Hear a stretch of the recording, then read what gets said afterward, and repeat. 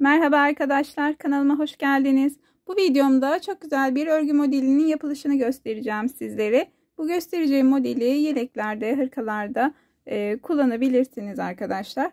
Modelin yapılışına geçelim hemen. Tığım 2,1 milimetre.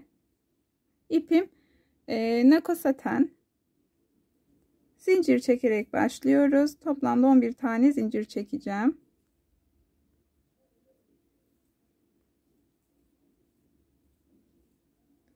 Bir zincir çektim. Bir taneyi boş bırakıyorum. İkinci zincire sık iğne yapıyorum. Yanındakine de bu şekilde arkadaşlar, bu sırayı sık iğne yaparak tamamlıyoruz.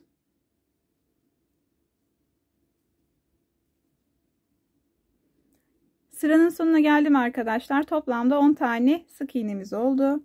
Bir tane zincir çekiyorum. Geriye dönüyorum. Son yaptığım sık iğnenin arka lobundan tığımı geçirip bir tane sık iğne yapıyorum. Yine yanındaki sık iğnenin arka lobundan alıyoruz arkadaşlar. Bu kısım lastik kısmı olacak. Bu şekilde bütün sık iğnelerin arka lobundan alarak devam ediyoruz.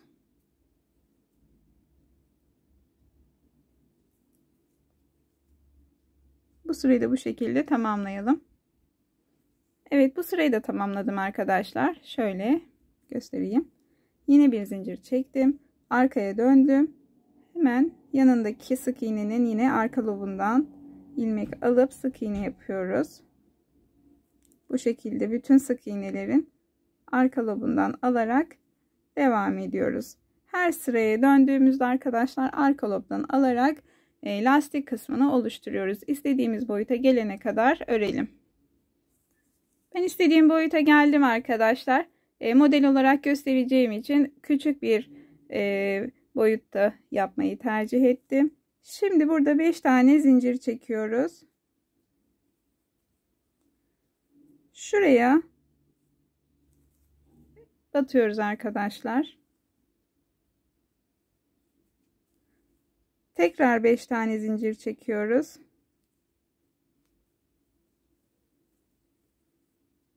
Bir taneye atlıyoruz. Tekrar buraya batıyoruz. Yine 5 zincir. Bir taneye atlayalım buraya.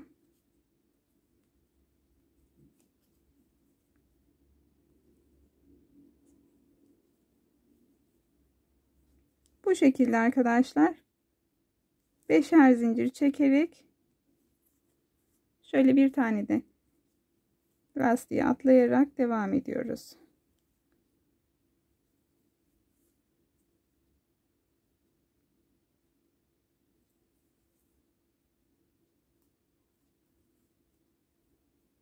Burada 3 zincir çekip geriye dönüyoruz.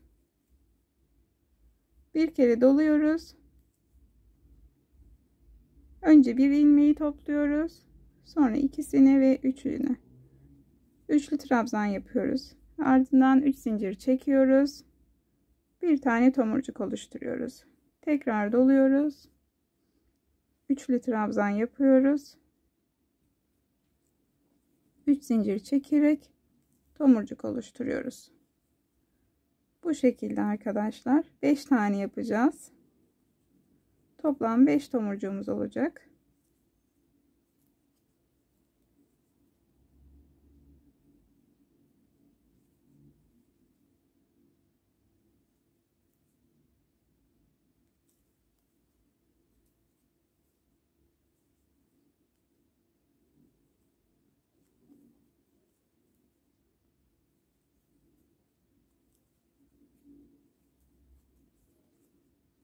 Beş tane tomurcuk yaptım.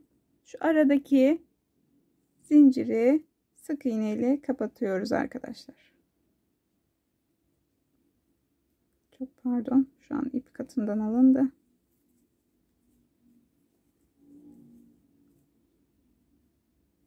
Evet, bu şekilde tekrar doluyoruz. buradaki araya üçlü trabzan yapıyoruz. 3 zincir çekiyoruz. Bir tane tomurcuk yapıyoruz. Tekrar doluyoruz. Yine aynı şekilde üçlü trabzan yapıyoruz. 3 zincir çekelim.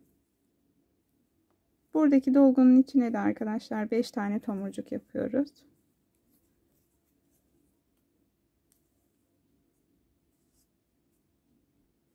Evet, gördüğünüz gibi burayı da tamamladım.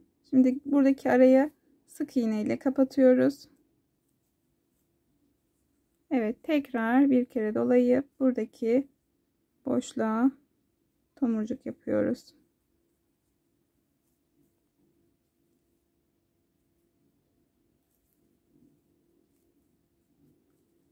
Buraya da 5 tane yapalım. Evet, burayı tamamladım arkadaşlar. Şimdi 5 zincir çekiyorum. Arkaya dönüyorum. Bir tomurcuğu atlayıp ikinci tomurcuğa şöyle tomurcuğun içine sık iğne ile kapatıyorum.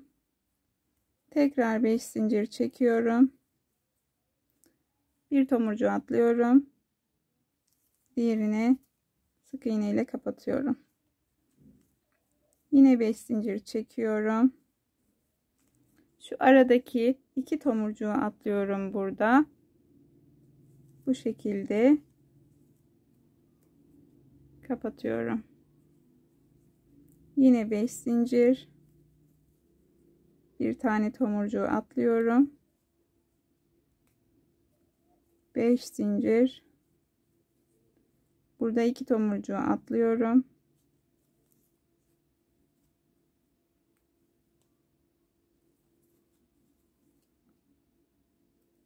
Beş zincir çekelim. Bir tomurcuğu atlıyorum. Burada 3 zincir çekip buradaki baştaki tomurcuğa kapatıyoruz. Bir zincir çekelim. Geriye dönüp sık iğne ile burayı kapatalım. Bir kere dolayalım. Burada 5 zincirin olduğu araya üçlü trabzan yapalım. 3 zincir çekelim. Tomurcuk yapalım. Dolayalım.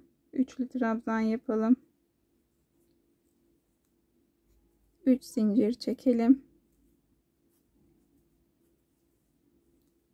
Tekrar aynı şekilde 5 tane tomurcuk olana kadar devam edelim.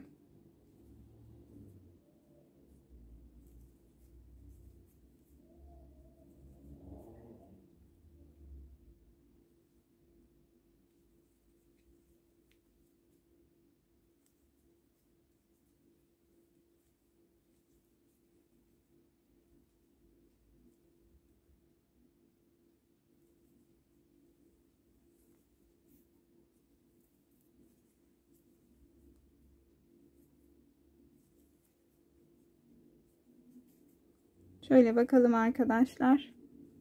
Evet, 5 tane tomurcuğumuz hazır. Bu aradaki zinciri sık iğne ile kapatalım. Dolayalım. Buradaki araya batıp üçlü trabzan yapalım. 3 zincir çekelim. Tomurcuk yapalım. Tekrar aynı şekilde buradaki tepeyi de 5 tane tomurcuk yaparak devam edelim. Buraya geldiğimizde sık iğne ile kapatacağız ve buraya tekrar 5 tane tomurcuk yapacağız arkadaşlar. Evet arkadaşlar, şöyle ben tamamladım, göstermek istiyorum sizlere. Bu şekilde istediğiniz boyuta gelene kadar devam edebilirsiniz. Modelimiz böyle gayet hoş ve basit yapımı. Ayrıca güzel duruyor. Deneyecek olanlara şimdiden kolay gelsin diyorum. Beni buraya kadar izlediğiniz için hepinize çok teşekkür ederim. Videomu beğenip kanalıma abone olursanız sevinirim. Hoşça kalın.